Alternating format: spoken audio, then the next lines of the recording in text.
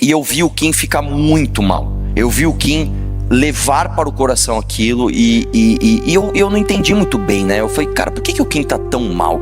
Ele não é burro, ele não é, sei lá, idiota, ele claramente não falou o que estão falando que ele falou.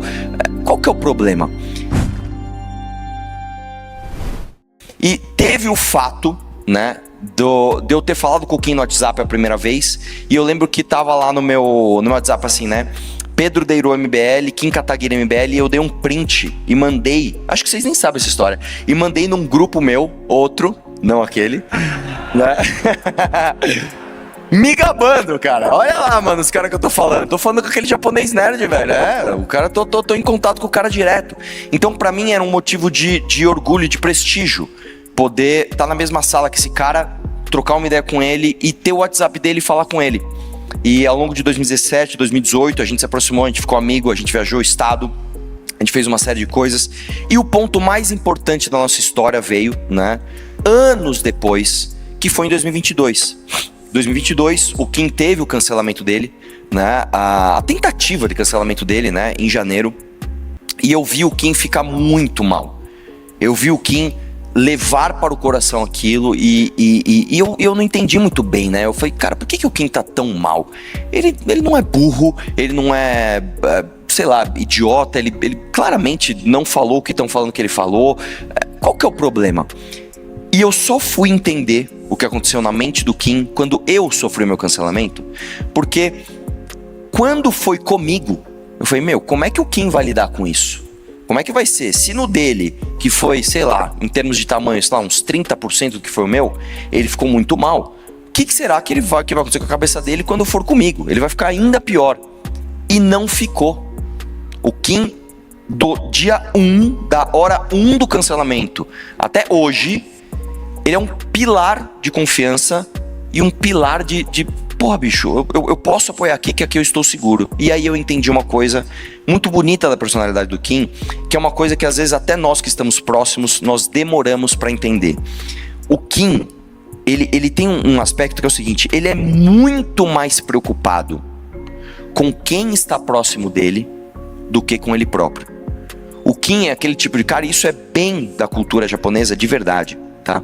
Ele é bem aquele cara que ele ficou mais preocupado com o dano que ele poderia ter causado para o time, que foi praticamente nenhum com o cancelamento dele, do que de fato com a própria vida ou com as próprias ambições. E isso é uma coisa, cara, que eu vou te falar, vendo a política brasileira e vendo inclusive o catalisador que é a rede social para o tipo de discurso contrário a isso, de firmeza, de honra, de hombridade para com os seus, é uma qualidade tão rara, velho, e tão difícil. E uma das coisas que me frustra de verdade é ver como o brasileiro, que se acha um povo tão malandro, né? Não, porque o brasileiro é malandrão, o brasileiro tira vantagem de tudo, eu sou esperto, ninguém... Não, você não é esperto. Me frustra ver como o brasileiro ainda cai em discursos vazios e não identifica sinais até estéticos de como as pessoas hoje não têm isso. Como as pessoas, ao menor sinal de vacilo do colega, empurram outro pro abismo. Eu nunca vou me cansar de dar esse exemplo. O primeiro grande cancelado na nossa era foi o Rafinha Bastos, quando ele fez o trabalho dele. Ele fez uma piada, você pode gostar, pode não gostar, pode achar bom, gostou não, com a Vanessa Camargo, todo mundo lembra desse episódio. E ele dei entrevistas na época, falando coisas que as pessoas não compreenderam na época. Ele falou o seguinte, se eu precisar ligar pra Vanessa pra pedir desculpa, eu ligo agora. Se ela, o alvo da minha piada, se sentiu ofendida com algo que eu falei, eu ligo pra ela e peço desculpa pra ela agora. Agora, publicamente eu nunca vou fazer, porque eu não vou pedir desculpa pelo meu trabalho. E na época, eu lembro que o Marco Luque, que era um dos queridinhos do CQC, deu uma entrevista no dia ou no dia seguinte, dando aquela empurradinha na fogueira do amigo. Ele falou, eu já não gosto muito desse tipo de piada, né, meu? Eu gosto mais de tirar sarro de mim mesmo. Dei aquela sinalizada de virtude e a galera aplaudiu. Porra, meu, esse é humorista bom, meu. Ele zoa a si próprio, não zoa a mulher grávida, a entidade mulher grávida. Por que eu tô dando esse exemplo aqui? Hoje, na política brasileira, o que a gente vê é um festival de sinalização de virtude e das formas mais toscas que a gente conhece. E quando eu vejo o Kim Kataguiri indo no sentido contrário, mas completamente contrário, ele é um cara que ele está com os dele, ele luta pelos dele e ele trabalha de verdade muito. Tudo que aparece do Kim, sei lá, esses dias ele aprovou o PL para aumentar roubo, furto e receptação, fura bolha, a imprensa dá notícia, etc. Mas quando você olha os números do Kim e você vê o tamanho da discrepância, você vê a diferença do que a gente vê hoje, como eu falei, na política brasileira, que é a sinalização vazia de virtude, os discursos de falsa indignação, a caçada de likes, etc, etc, e o trabalho que o Kim faz, que ninguém tá assistindo, que é um negócio absolutamente, é quase doentio que esse cara faz, tanto de relato, lê tudo, faz questão de pontuar tudo, é o nerd da Câmara, brother, é o nerd da Câmara. Eu olho e falo, puta, que orgulho, brother, poder estar no time desse cara. Da mesma forma que eu lá em 2016 me senti além de eu ter, apesar de eu ter 10 anos a mais que o Kim, eu me senti uma criança do lado dele, mandando print de grupo, olha com quem que eu tô falando, aquele moleque inteligente da internet. Hoje, 11 anos depois, né, aliás 10, né, que foi em 2016, 10 anos depois, eu posso vir aqui e falar o seguinte, brother, eu ainda me sinto uma criança do lado do Kim, não por conta daquele gosto que a gente sente quando a gente tá perto de alguém famoso, que a gente fica meio deslumbrado, puta, aqui no mundo novo que eu não conheço, mas por conhecer na essência o cara que ele é e saber que ao longo dos anos, tantas pessoas como vocês estão reconhecendo cada vez mais o trabalho desse cara e espalhando a mensagem. Então eu verdadeiramente me sinto muito honrado de estar aqui ao lado desse time, principalmente ao lado do Kim e ao lado de vocês que compreenderam essa missão. Muito obrigado.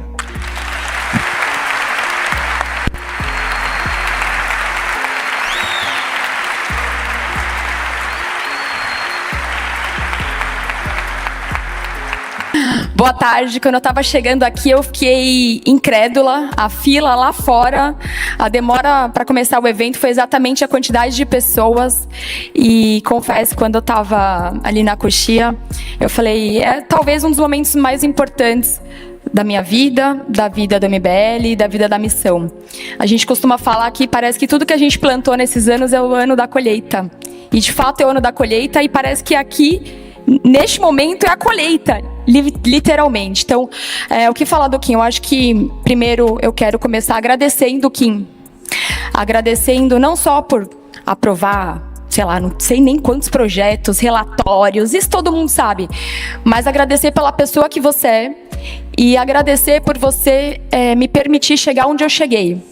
De ser vereadora de São Paulo. Eu sou muito, muito realizada de ser uma parlamentar do Movimento Brasil Livre, de todos os dias representar, das dores que é também carregar isso, de ter que trabalhar o dobro, o triplo, e aí você vê babacas tendo triplo de likes, e você trabalhando todos os dias, indo todos os dias, e no final do dia não tendo aquele reconhecimento, mas sabendo que você está no caminho certo. E quando eu fazia minha pré-campanha, eu falava, Kim, eu quero ser uma filial do Kim em São Paulo. Então, obrigada por permitir a sua filial aqui em São Paulo. E obrigada por permitir que a gente chegasse nesse momento. Eu tenho certeza que não teria Renan Santos se não tivesse o Kim Kataguiri junto com ele. Nos momentos difíceis do Derrete MBL, nos momentos difíceis dos cancelamentos, como o Arthur colocou, mas da coerência de um grupo e de saber que a gente está fazendo tudo certo o tempo todo. E Kim, nunca mais a gente vai chorar como na campanha de 2022. Pode ter certeza, porque agora a gente vai colher só sucesso e eu te desejo boa sorte, conte comigo pra sempre. Nós amamos você. Sono. Eu não imaginava estar na posição que nós estamos hoje. Eu imaginava que a gente ia conseguir montar o partido, sim. Eu sempre tive certeza que a gente ia montar o partido. Eu tinha certeza absoluta que nós íamos fazer o impeachment da Dilma.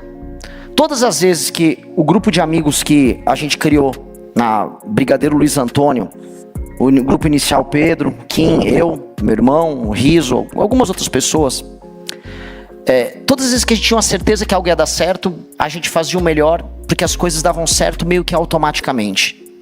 E elas davam certo a despeito de todas as dificuldades e improbabilidades. Eu me lembro que quando eu conheci o Kim, foi numa festa de libertários horrível, e ele teceu comentários horrorosos a meu respeito. Ele falou que eu tava com a camisa meio aberta e com... Enfim, eu sou latino, então eu tenho pelos no peito. E achou aquilo horripilante. Ok. Lide com a minha latinidade. O fato é, eu tirei fotos recentemente nessa linha também. Eu recebi comentários similares. Mas ali eu conheci ele e quando houve o segundo turno entre Aécio Neves e Dilma Rousseff em 2014, nós tentamos lutar contra a Dilma, chamamos um amigo, Danilo Gentili, para trabalhar conosco no vídeo, e mesmo assim, fazendo um impacto grande, a Dilma venceu. E ali não havia mais nenhuma esperança, e esse é o ponto que eu queria colocar. Não havia mais esperança de nada, porque o PT havia vencido, e todo mundo que ficou atônito, que mesmo com o escândalo do Mensalão estourando, mesmo com a Lava Jato já funcionando, mesmo o escândalo do Petrolão já sendo descoberto pelas pessoas, mesmo com as manifestações de 2013 tendo acontecido, as pessoas elegeram o PT. E aí daquele pequeno escritório, sem nenhuma probabilidade de vitória, a gente se insurgiu como a última esperança. E a verdade é que o impeachment da Dilma Rousseff foi a última esperança de uma geração. O último ato de resistência. E a história é cheia desses atos. Os atos improváveis que são feitos imaginando a própria derrota. Eu sei que é clichê citar esse exemplo, mas o que foram os 300 de Esparta, além de um grupo de homens que foram para a derrota certa? Eles se encaminharam para a derrota certa. E esse ato de resistência final foi maior do que todas as vitórias que o grupo deles, os gregos, tiveram depois. Essa história de empreender a última resistência, de ser a última esperança, é a história mais inspiradora que a gente pode ouvir. E a gente tentou ser a última esperança naquela época, e contra todas as probabilidades, sem dormir, sem recurso, rodando o Brasil a pé, nós nos construímos, nós aprendemos a trabalhar em conjunto, e nós vencemos. E foi ali que eu descobri o melhor de mim, o melhor do meu irmão, o melhor do Pedro, e o melhor do Kim. Porque ao Kim coube o papel muito estranho de ser colocado com 18, 19 anos de idade como porta-voz daquilo tudo. Ele que fazia os debates, ele que ia na televisão, ele que respondia os questionamentos. Boa parte das reuniões de articulações era ele a fazer, com 18 a 19 anos. E eu trabalhar com um cara como ele, eu era um privilegiado. Nunca trabalhei tão bem com alguém na minha vida. Era um privilégio trabalhar com ele. As ideias, as inovações, a confiança de que quando você entregava a bola para ele, ele vai fazer o gol. Ele, nesse sentido, ele é o oposto do Rafinha. Piadas com Copa. É certeza de gol. E essa confiança a gente teve. Amigos saíram, amigos chegaram. O Arthur narrou a chegada dele, o Guto narrou a chegada dele, a Amanda chegou depois. E nós fomos novamente aqueles a empreender a última resistência, que era a resistência contra o bolsonarismo no nosso próprio campo. Fomos os únicos a se insurgir contra uma traição no próprio campo. Nós fomos até o precipício, e as pessoas que saíram às ruas para derrotar o PT olharam para nós e falaram: por que você ainda não pulou? Pula aí do precipício, vocês não têm mais utilidade. O Kim foi o primeiro a pular. Pulou, foi lá se esborrachar no chão. E nós cumprimos esse papel de empreender a última resistência dentro de um campo político prostituído. Um campo político de fracos e canalhas. Eu tenho vergonha de ser chamado de direita no Brasil, porque a direita no Brasil é composta por fracos, vagabundos, oportunistas e canalhas. Porcos, ratos que se aliaram por voto com o senhor Jair Bolsonaro nos piores momentos da direita e do nosso campo. Campo de vagabundo. Só tem vagabundo no campo da direita. Nenhum deles é homem. Eu olho os demais pré-candidatos da direita à presidência da República e eu vejo homens que nos momentos difíceis se acovardaram.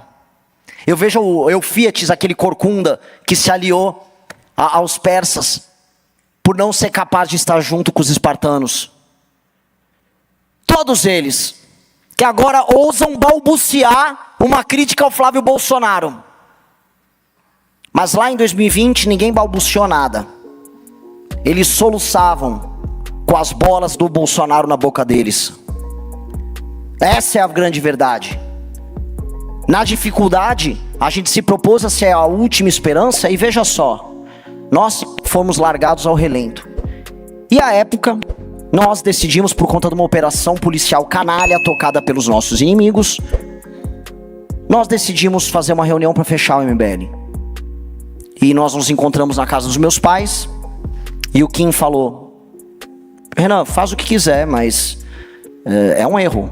Tenta mais um pouquinho, o Arthur pode ser candidato a prefeito, vai que as pessoas ainda não acreditam na gente. E o Arthur, ele se entregou de uma maneira incrível naquela campanha de 2020, quem lembra, lembra.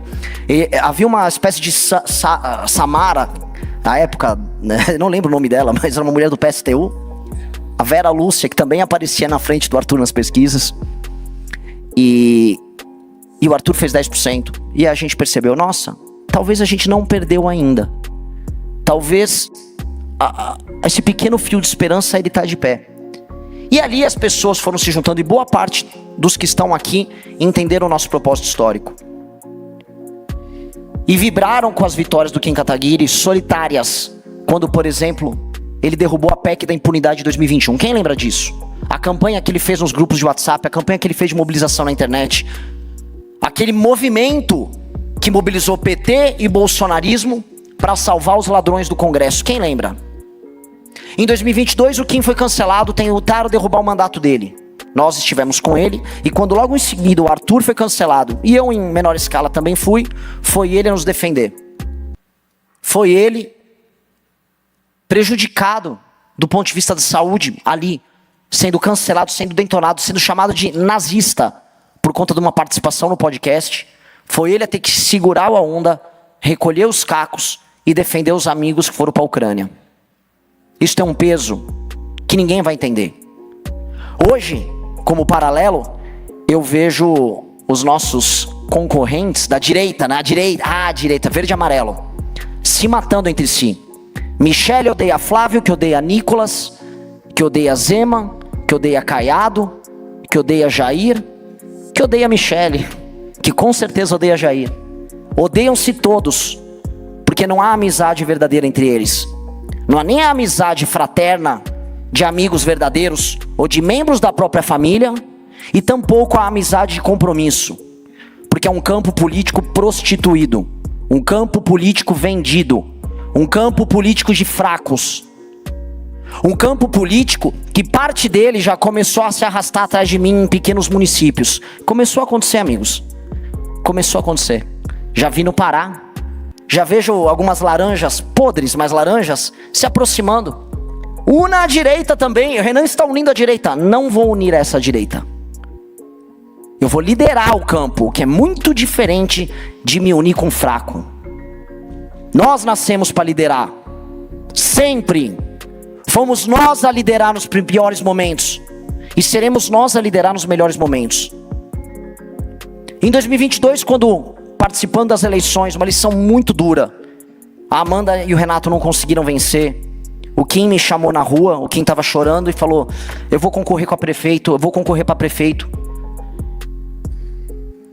E aí naquele período que ele começa a se construir como pré-candidato a prefeito de São Paulo, já aparecendo com 10% em algumas pesquisas, a gente começa a perceber que não haveria o partido para ele. E enquanto isso, enquanto ele tentava construir, a gente estava do outro lado, com muitos de vocês, construindo a nossa própria casa.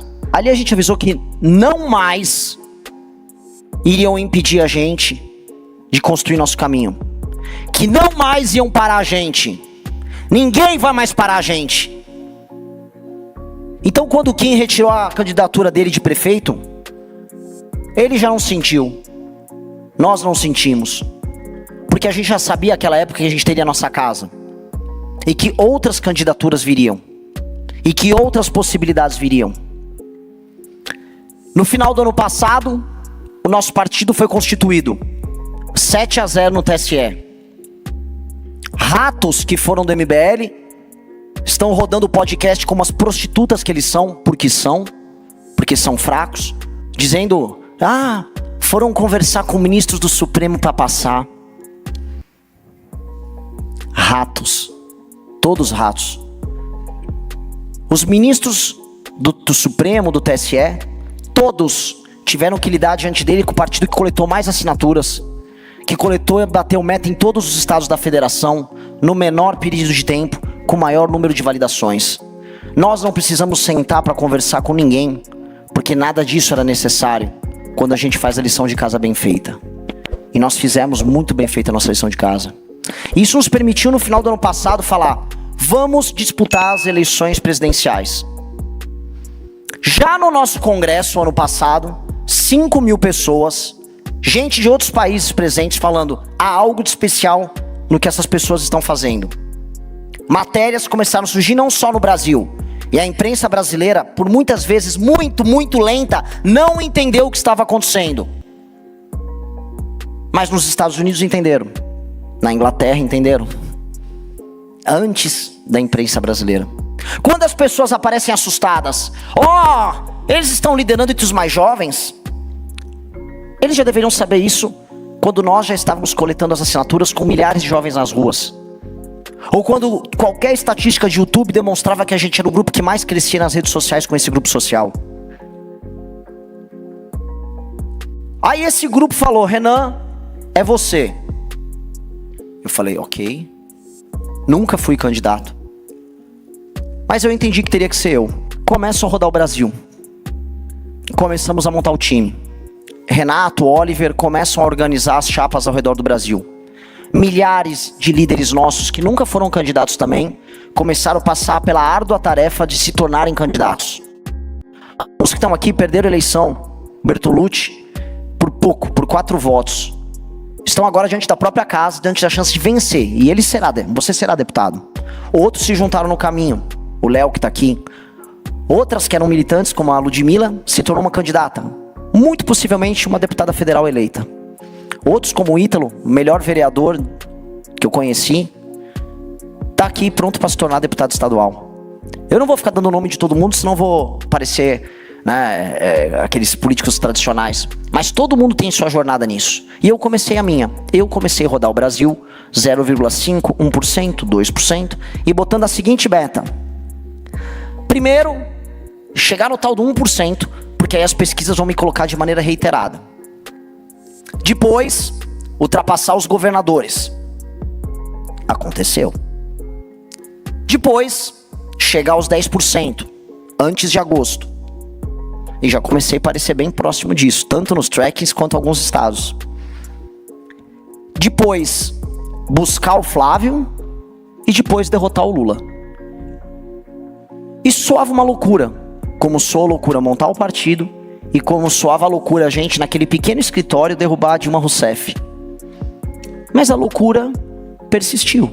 Diante de um quadro em que Flávio Bolsonaro, herdeiro da família de ladrões, filho mais velho dos idiotas, deputado estadual da rachadinha, senador favorito do Vorcaro, e incapaz de vencer o Lula no segundo turno, em qualquer circunstância, diante do cenário em que ele está em segundo, de maneira lógica, a última esperança para vencer o Lula é essa turma que está aqui.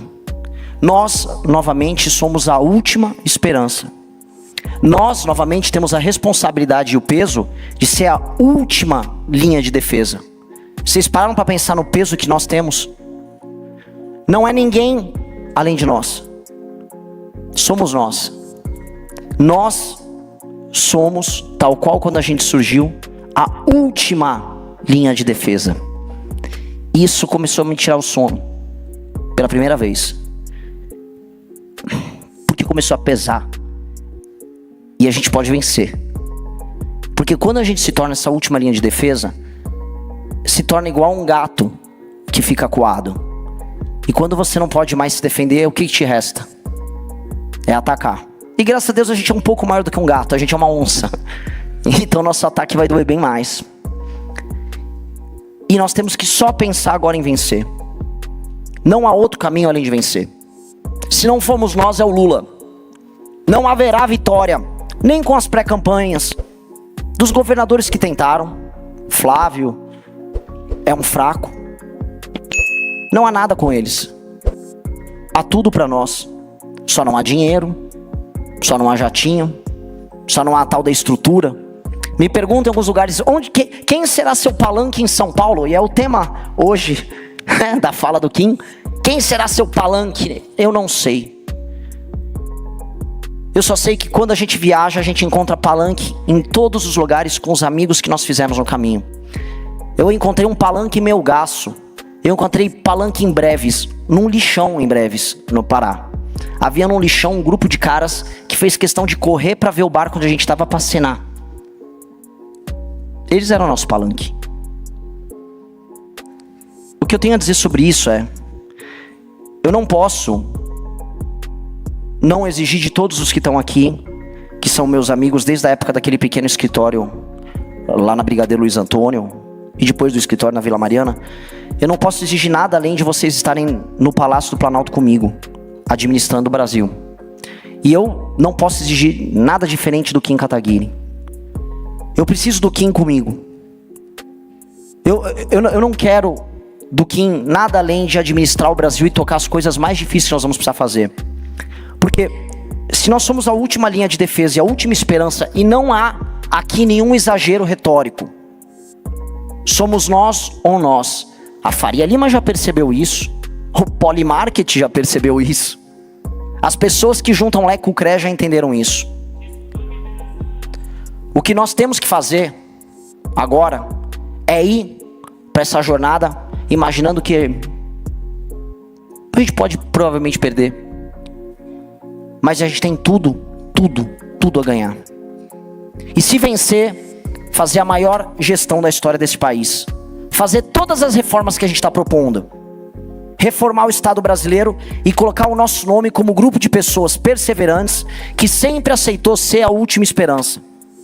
Eu quero o Kim comigo. Eu não sei o que ele vai anunciar hoje, eu não sei a surpresa que ele quer fazer,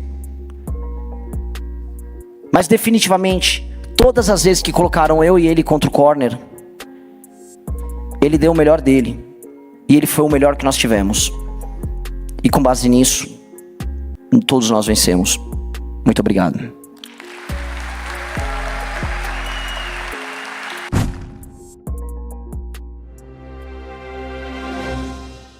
Fala pessoal, obrigado por assistir até aqui. Se curtiu o vídeo, se inscreve no canal para fortalecer e comenta aqui embaixo que eu quero saber a tua opinião. Até o próximo vídeo.